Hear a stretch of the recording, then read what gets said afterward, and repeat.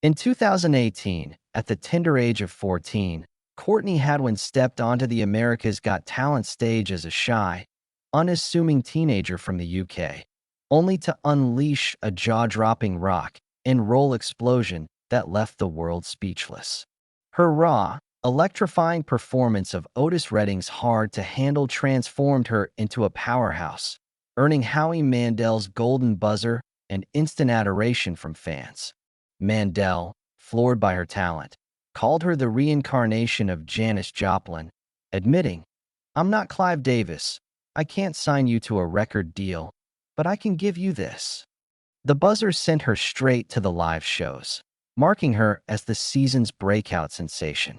Yet, when the finale arrived, magician Shin Lim took the crown, leaving Courtney in the top 10. Fans were stunned. She had the voice, the stage presence, and viral clips that screamed stardom. Everyone expected her to rocket to fame, but after AGT, Courtney seemed to vanish. No debut album, no chart-topping single, no major tour, just an eerie silence. What happened to Courtney Hadwin? Why did she step back from the spotlight? And how did that choice shape her career? Join us as we unravel the real story behind her post-AGT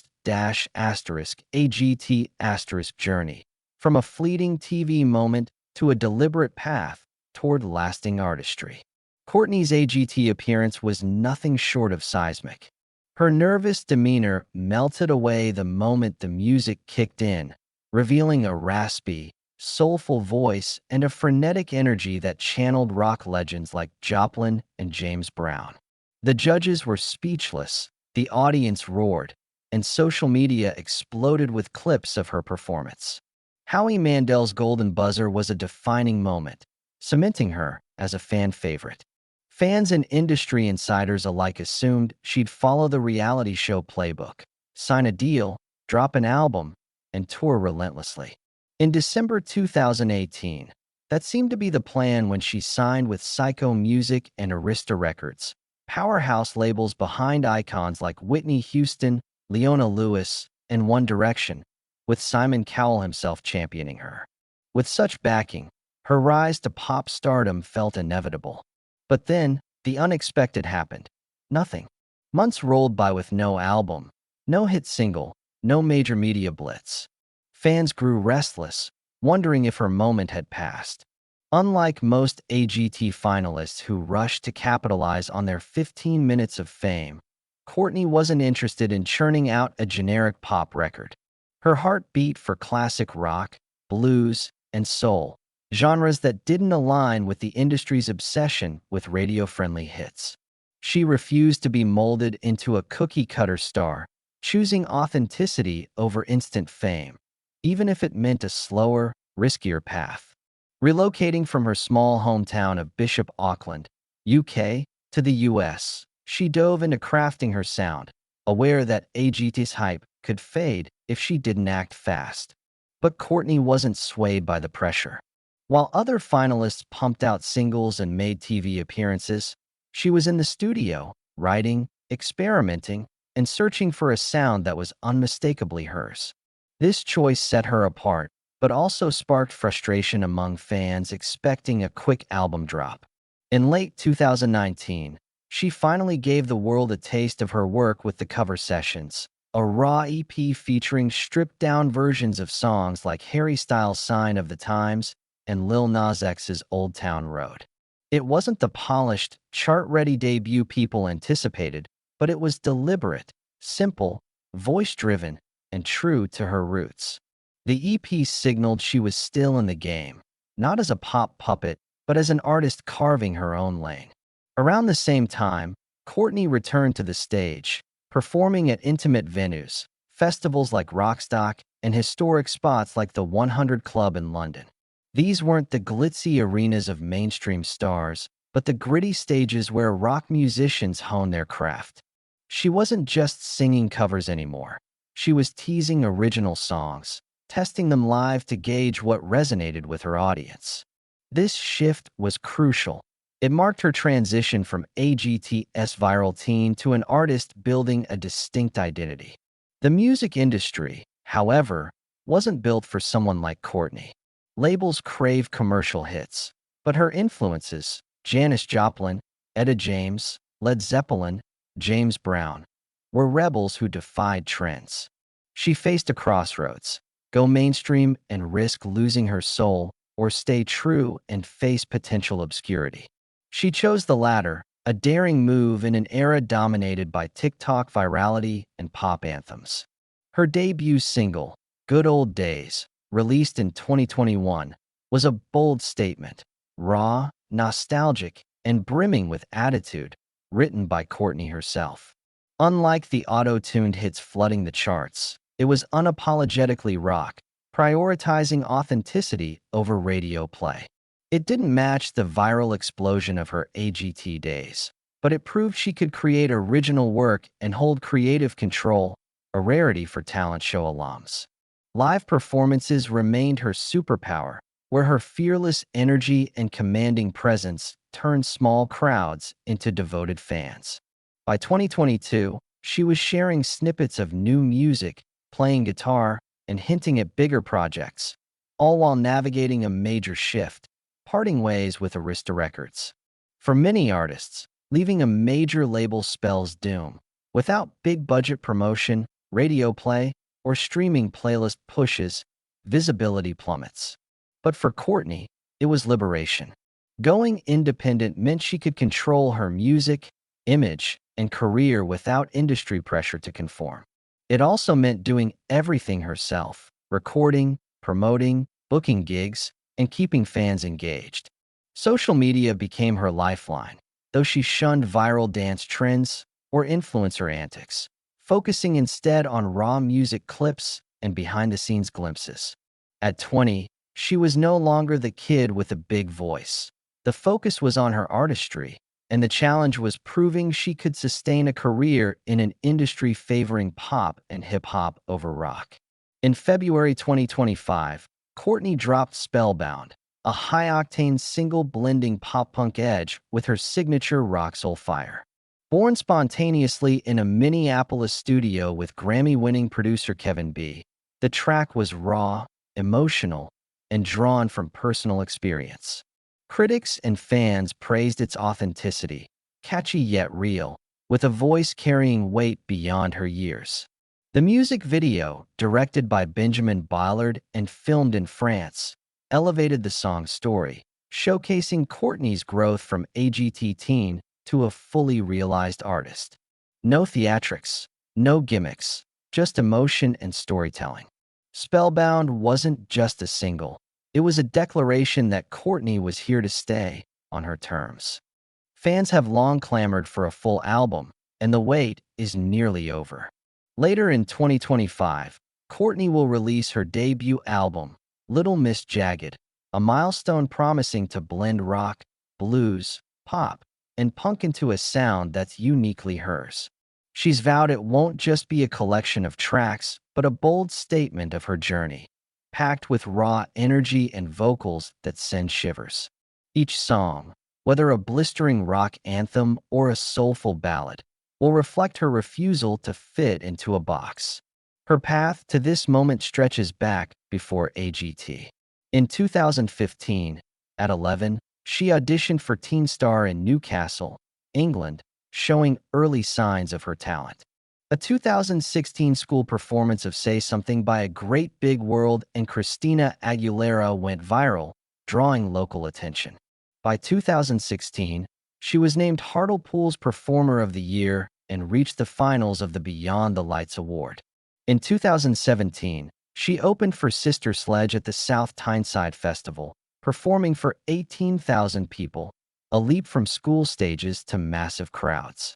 She also sang at a Southampton charity event in 2018, raising funds for children with serious illnesses, proving her heart matched her talent.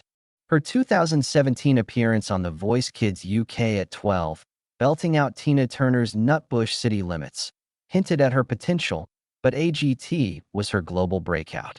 That hard-to-handle performance wasn't just a moment, it was an arrival. Unlike many reality show stars who chase quick fame, Courtney used AGT as a launchpad, not a destination. She didn't mold herself into a pop star clone, instead honoring her rock soul roots.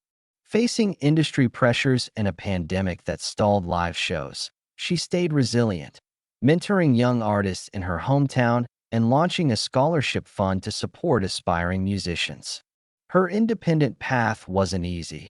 Without label backing, she had to hustle harder, relying on social media to keep fans engaged while avoiding the influencer trap. Her posts focus on music, not trends, which limits her reach in a TikTok-driven world but preserves her authenticity. At a crossroads, Courtney must prove her staying power. The industry doesn't easily embrace young female rock artists, but with Spellbound and Little Miss Jagged on the horizon, plus whispers of a 2025 tour, she's poised for a breakthrough. Her fans, drawn to her raw energy and unpolished style, aren't the typical pop crowd. They're loyal to her vision. Can she bring classic rock's fire to a world chasing electronic beats and viral hits?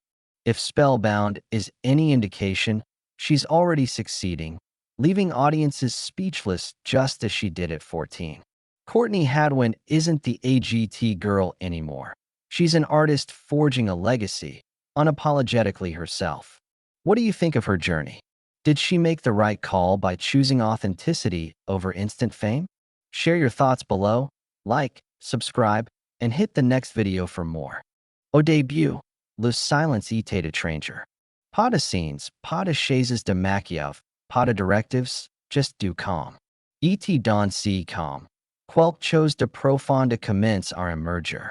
Courtney a réalisé à quel point elle était épuisée. Pas seulement physiquement, mais émotionnellement et spirituellement. Pour la première fois en années, elle n'y performait pas. Elle était juste elle. Dans l'absence de projecteurs, elle a trouvé un autre forme d'illumination. Elle a pris sa guitare, pas pour un foulet, mais pour elle-même. Elle a tenu un journal. Elle a écrit de mélodies autours du matin parce qu'elle ressentait quelque chose, pas parce qu'un label avait un deadline. Elle recommence à se connecter avec la fille que chantait autrefois dans sa chambre simplement parce que ça faisait du bien. Pas de caméra à l'horizon, pas de public attendant, juste de la musique, brute et sans filtre. Et dans ces processus, elle a fait face à une vérité difficile. On any lui avait jamais vraiment dans l'espace pour grandir. Elle avait été élevée par une industrie qui vieillit vite, exige plus vite, et prend rarement le temps de demander comment quelqu'un s'y sent. La pandémie n'a pas résolu ces problèmes, mais elle lui a donné de la clarté. On aperçu de ce que l'épanouissement pouvait être essai, elle osait le poursuivre à sa manière. Mais cette clarté avait un coût. Parce qu'une fois qu'on goûte à l'authenticité, il est presque impossible de revenir à la performance. Quelque chose devait changer. Pas un jour, mais maintenant. Et alors que Courtney s'est tenait au bord de ce changement, prête à réécrire son chemin, elle n'avait aucune idée que le chapitre le plus dur était encore à venir. Un chapitre que securait tout ce que regardant, y compris Simon Cowell lui-même. Le choc. Mais la clarté ne vous protégez pas toujours de ce que suit. Alors que le monde recommence à s'ouvrir et que la vie reprenait son rythme effréné. Les exigences de la carrière de Courtney sont revenues, cette fois plus aigs que jamais. Et c'est là que c'est arrivé. Un développement inattendu et profondément alarmant et envoyé de ondes de choc à travers la base de fans de Courtney Hadwin et le monde du divertissement au sens large. Des murmures ont commencé à circuler sur les réseaux sociaux et les forums de divertissement. Courtney avait été hospitalisée, mais au-delà de ce choc initial, les détails restant flous, enveloppes d'incertitude. Aucun communiqué officiel n'a été publié. Aucune source interne n'a parlé. Just un sentiment croissant d'inquiétude que quelque chose n'allait vraiment pas. À mesure que les heures passaient sans clarification, la spéculation a prévu. Certain suggerant K. Courtney Tate effondre d'épuisement per. Un burnout cause par de mois, sinon des années, d'agendas implacables, d'apparitions sur tapis rouge, de tournées médiatiques et de travail, en coulisses que la plupart n'y voient jamais.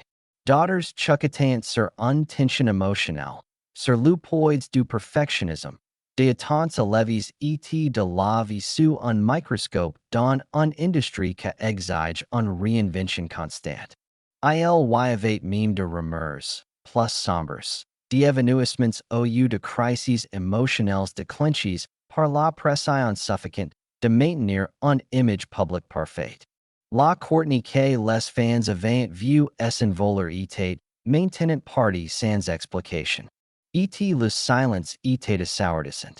SES réseaux sociaux, autrefois pleins de sourires, en coulisses et d'interactions avec les fans, sont devenus muets. Pas de rassurance, pas de mises à jour, just rien. Et dans ce vide, l'inquiétude s'est transformée en peur. Pour les fans de Courtney, c'était dévastateur. Pour SES collègues, c'était un rappel sombre de la rapidité avec laquelle le vernis du glamour pouvait se fissurer. Dans une industrie du divertissement qui prospère sur une visibilité constante, l'absence est souvent assimilée à un déclin, la disparition soudaine de Courtney a frappé comme un coup de tonnerre. Ce n'était pas juste elle était party.